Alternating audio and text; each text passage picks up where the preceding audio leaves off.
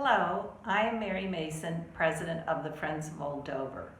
The Dover Days Committee, along with the Friends of Old Dover, also known as the Historical Society of Dover, are pleased to offer you a virtual celebration of our city's heritage.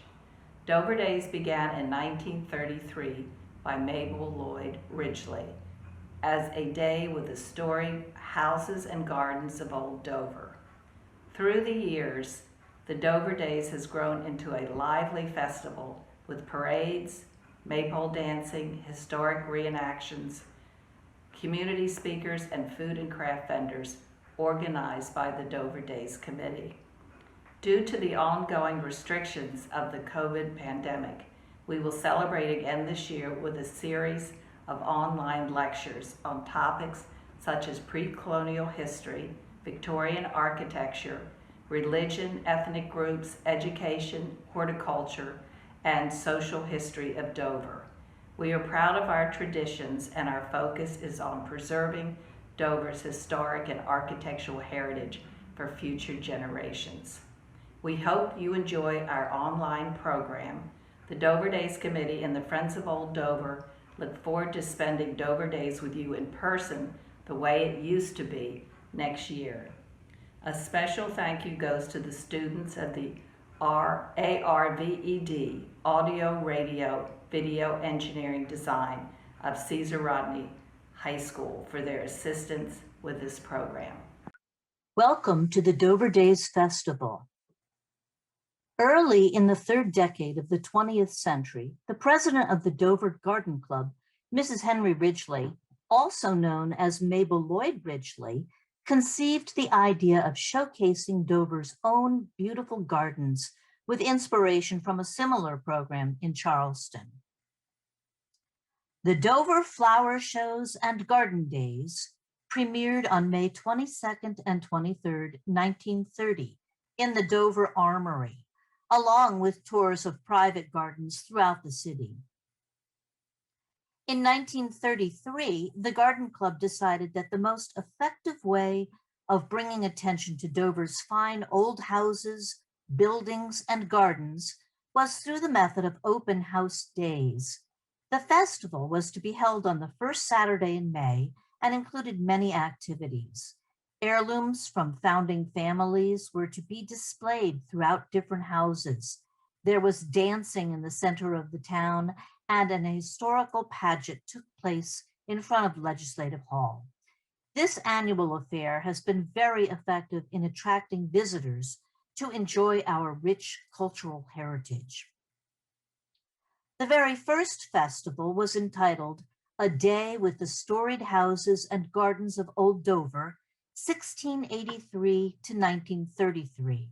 It was held on Saturday, May 13th, and commemorated the 250th anniversary of the founding of Dover in 1683 by William Penn. By 1936, the attendance was up to 3,000. The 1930 census showed the population of the entire town was only 4,800, so this was significant. The festival ran continuously from 1933 through 1940 when interrupted by World War II. The Dover Garden Club realized their work could be broadened and more far-reaching if more men were interested in the organization. Mrs. Henry Ridgely conceived the idea of merging the Dover Garden Club into a new organization, the Friends of Old Dover. Since that time, the Friends have functioned as an organization dedicated to the preservation and care of the historic heritage of Dover and its environs. Old Dover Day resumed in 1948, and by 1949 was held under the auspices of the Friends of Old Dover. In 1955, as Old Dover Days became larger and more popular, it was found necessary to make it a two-day affair over the first Saturday and Sunday in May each year. In 1967, Old Dover Days was selected as the opening date of Dover's 250th anniversary. The volunteer sponsorship by the Friends of Old Dover continued until 1995, when the festival had grown so large that Kent County Tourism and the City of Dover jointly assumed responsibility. In 2019, a Dover Days committee was formed in conjunction with the City of Dover and downtown organizations to help produce, raise funds, and manage the annual Dover Days Festival. Let's take a look at the original festival to relive some of the memories. Old Dover Days was always set off with an announcement by the town crier. All attendees were encouraged to wear colonial costumes.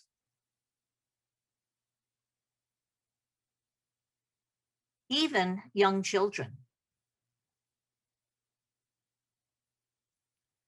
A parade would ensue that included civic organizations, local schools, and dignitaries.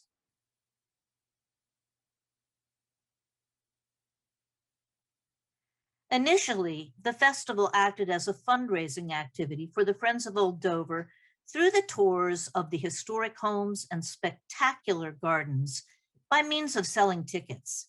The tickets were purchased for $1.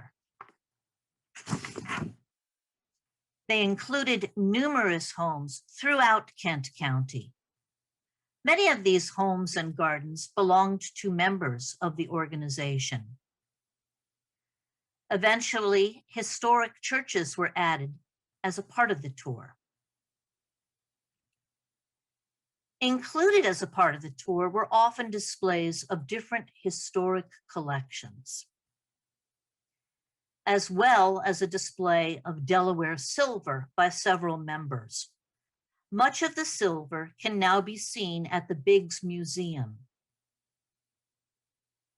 Other activities at both the homes, the churches, and the green included minuets, games,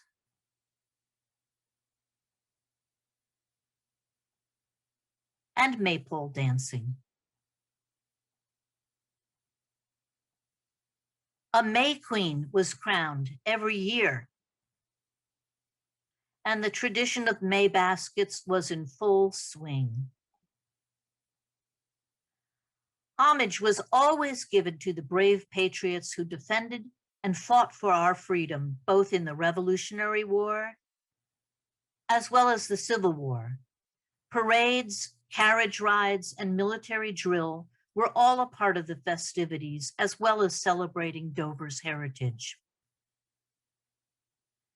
The governor traditionally opened the governor's mansion for a reception, and many dignitaries from both state and local politics attended. Once, 2 secretaries from the United Nations came for the festivities. The governor has long been an active part of this celebration and frequently dressed in costume. The mayor and city council also traditionally held receptions. There were elegant balls on Friday evening, numerous pageants throughout the day, along with games, colonial dancing, and the traditional maypole dance. The Dover Days Festival was used to mark important occasions, commemorating the 250th anniversary of William Penn's order to survey the town in 1683, and the 250th anniversary of the town finally being built in 1717, according to Penn's survey.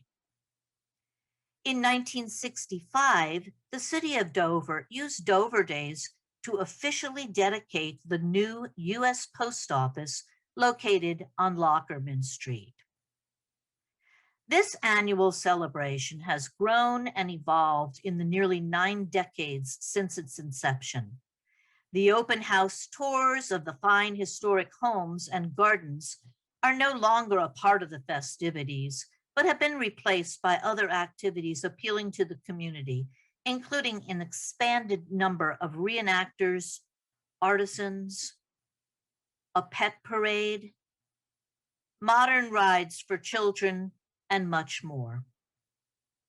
In 2019, the last year to host an in-person festival due to the pandemic, Dover saw over 30,000 people in attendance, 250 exhibitors, and 20 food vendors. Time changes everything, but we can still cherish our history and remember how things once were.